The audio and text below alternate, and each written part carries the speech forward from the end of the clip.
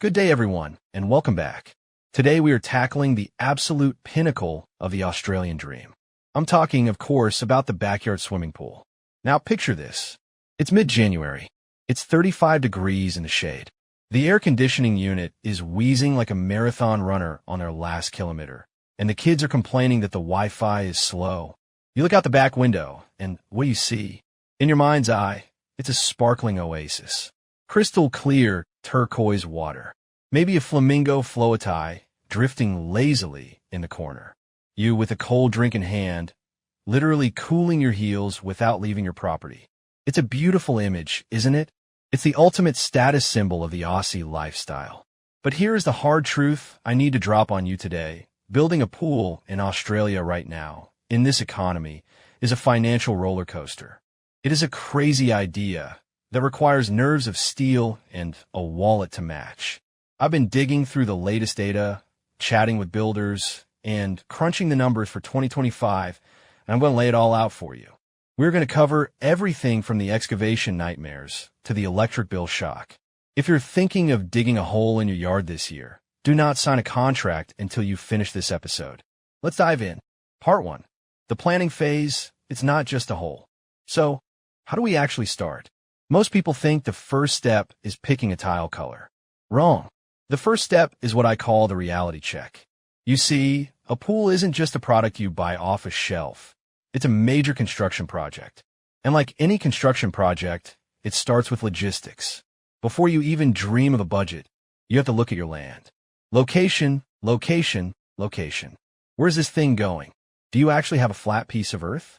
Because if your backyard looks like the Himalayas, you are looking at retaining walls, my friend. And retaining walls are the silent budget killers of the landscaping world. And here is a big one that people forget. Access. How is the digger getting into your backyard? If you have a wide side gate, great. If you live in a terrace house in Sydney or Melbourne and the only way in is over the roof, you're going to need a crane. And let me tell you, hiring a crane to lift a fiberglass shell or excavation equipment over your house is not cheap. You're paying for road closures, traffic control, and the crane itself. That can add $5,000 to $10,000 before you've even turned a sod of soil. The boring bureaucracy, then there's the paperwork. You cannot just grab a shovel and start digging. You need council approval. In 2024 and 2025, getting a planning permit and building permit is non-negotiable. Different councils have different rules. Some are obsessed with how close the water is to the boundary. Others care about heritage trees. You need to research your specific council's local environmental plan. And guess what? This paperwork costs money. You're looking at anywhere from $1,500 to $3,000 just for the privilege of asking for permission. And that doesn't include the drawings you might need from an engineer. The budget reality, so you need to sit down, preferably with a stiff drink, and set a budget. And whatever number you come up with, add 20%. Seriously, if you think you're spending $50,000, budget for $60,000. If you don't set a hard stop limit, the costs will spiral. You don't want to end up with a half-finished concrete pit in your yard because you ran out of cash for the fencing. Part 2. The energy audit. Can you afford to run it? Before we talk about concrete versus fiberglass, I want to talk about something boring but essential: electricity. A pool is a hungry beast. It needs a pump running for hours every day to keep the water sanitary. If you don't run the pump, you don't have a pool, you have a mosquito swamp. Now, energy prices across Australia have been volatile, to say the least. I pulled some data on energy usage. A few years ago, the stats showed that a typical pool in Sydney used about 3,900 kilowatt hours per year. In Brisbane, where it's hotter and the season is longer, it was up around 4,600 kilowatt hours. Let's translate that into 2025 money. If you were paying 30 to 40 cents per kilowatt hour, running that standard single-speed pump could cost you $800 to $1,500 a year just in electricity. However, there's a silver lining here. Modern technology. If you install a variable speed pump, you can run the pump at a lower speed for longer, which uses significantly less power. A 9-star energy-rated pump might only cost you $20 or $30 a month to run versus $100 for an old clunker. So, when you're comparing quotes, if a builder tries to sell you a cheap pump to lower the upfront cost, tell them no thanks. Pay the extra $500 now for a high-efficiency pump, or you will pay that back 10 times over in your quarterly energy bills. Part 3. The big decision, in-ground versus above ground. Okay, let's get to the fun part. The pool itself. Fundamentally, you have two choices, above ground or in-ground. Above ground pools if you are renting or you're on a really tight budget. Above ground is the way to go. You can go to a big box store and buy a temporary inflatable ring pool for maybe $100 or $200. It does the job. It gets you wet. But if you want a permanent structure, something with a proper filtration system and rigid walls, you're looking at a different price point. A high-quality, permanent above-ground pool kit, installed properly with maybe a bit of decking, can still cost you $10,000 to $25,000. It's not pocket change, but it's the entry-level option. In-ground pools, but let's be honest. When we dream of the Aussie pool, we are dreaming of an in-ground pool. We want that seamless look where the water is level with the patio. This is where the costs jump significantly. You're paying for excavation, soil removal, which is shockingly expensive. Tipping fees for dirt are huge, and the structural integrity to hold tons of water against the earth. For a fully installed in-ground pool in Australia today, you are generally starting at $35,000 on the absolute low end, and easily hitting $100,000 plus for something decent. Let's break down the three main materials you'll be choosing from, because this dictates your price more than anything else. Part 4. Material world. Vinyl, fiberglass, or concrete. You have three contenders in the ring.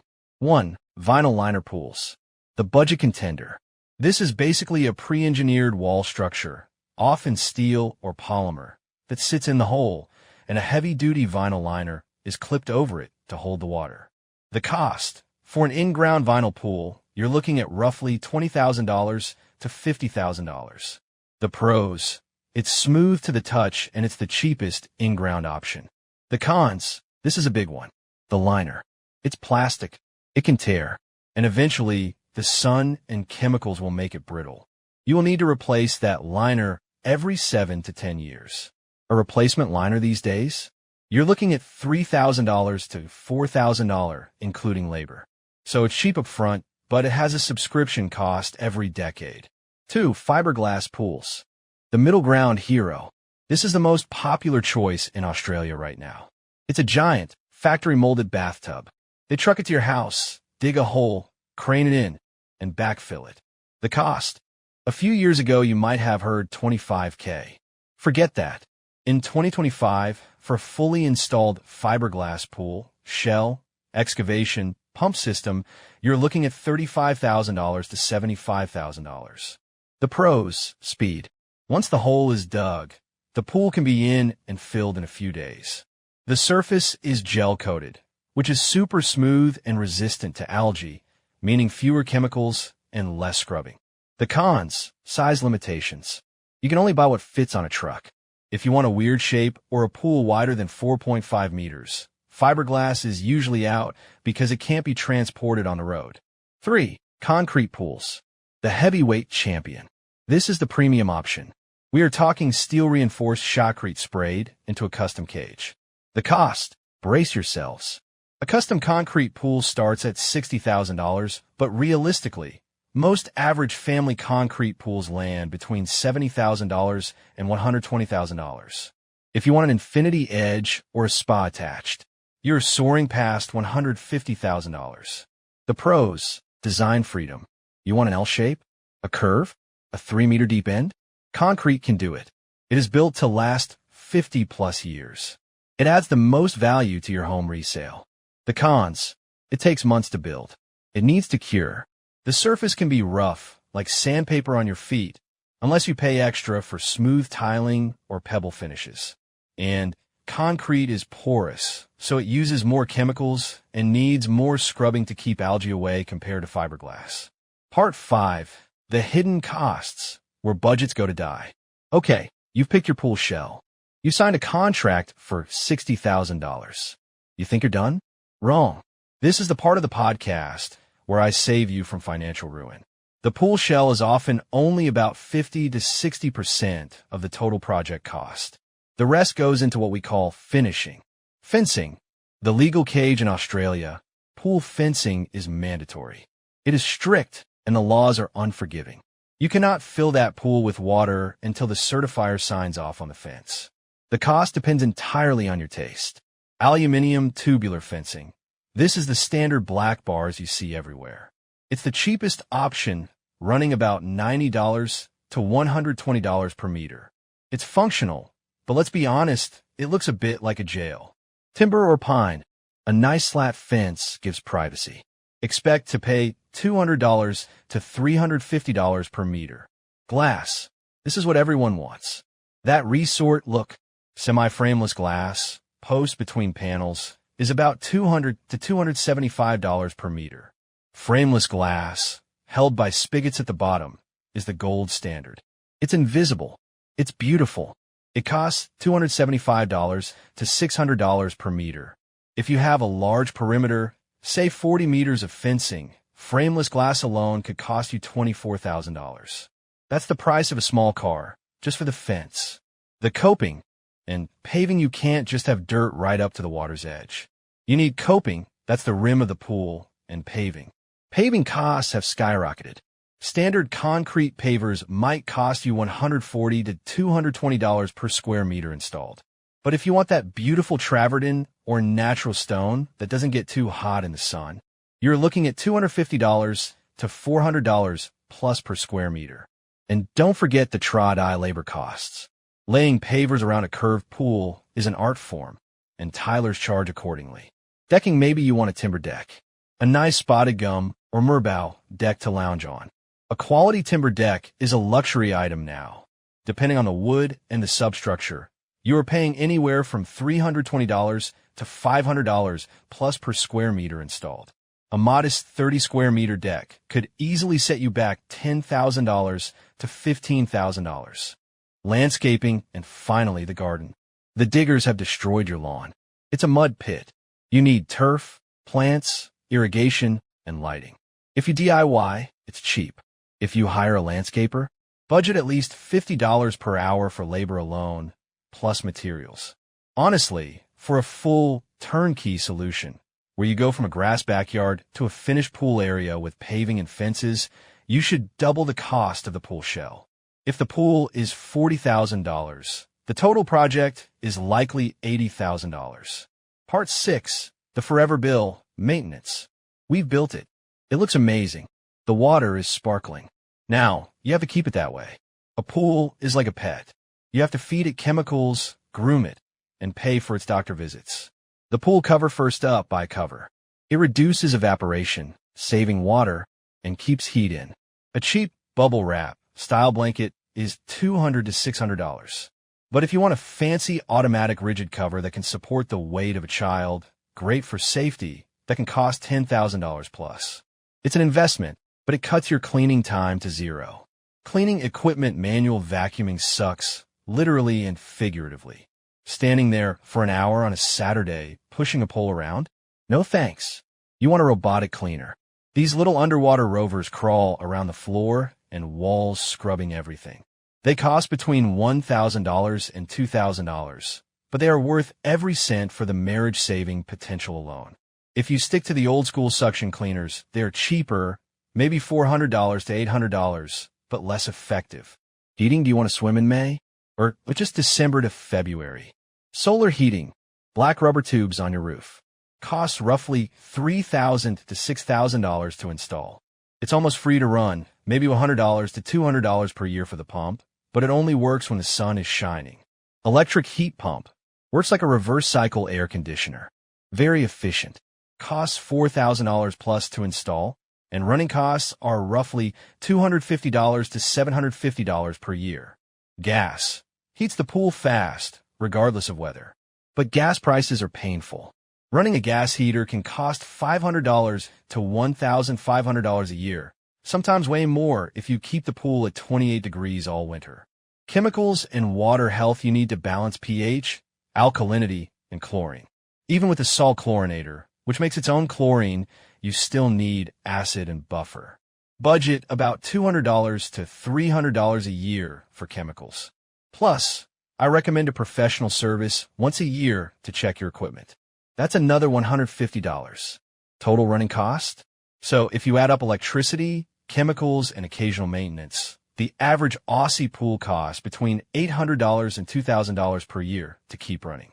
If something breaks, like a pump replacement, $500 to $1,000, or a chlorinator cell, $300, that's extra. Part 7, the verdict. So, we've crunched the numbers. To build a proper, legal, beautiful in-ground pool in Australia in 2025, you are realistically looking at a minimum upfront investment of $60,000 to $80,000 once you include the shell, the mandatory fencing, the electrical work, and the basic paving. If you go for concrete with glass fencing and a nice deck, you're staring down the barrel of $100,000 to $150,000. And then you have the ongoing subscription fee of roughly $1,500 a year to run it. Is it a smart financial investment? Strictly speaking, probably not. Real estate agents will tell you that a pool might add value to your home, but usually only about half of what you spent to build it.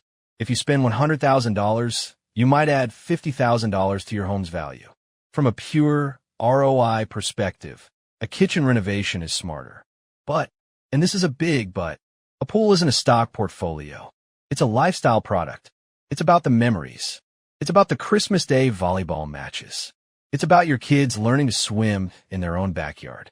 It's about that feeling of floating on your back on a Tuesday evening after a brutal day at work, looking up at the Southern Cross, and feeling weightless. You can't put a price on that. Well, actually, you can. It's about $80,000. But if you have the budget and you live in a place like Queensland or Western Sydney where the heat is oppressive, it might just be the best money you ever spend. Wrap up my advice. Do your homework. Get 3 quotes. Don't skimp on the pump efficiency. And for the love of God, check your site access before you buy a fiberglass shell. That's it for this week's episode of The Backyard Architect. If you enjoyed this deep dive, hit that subscribe button. Thanks for listening, and catch you next time.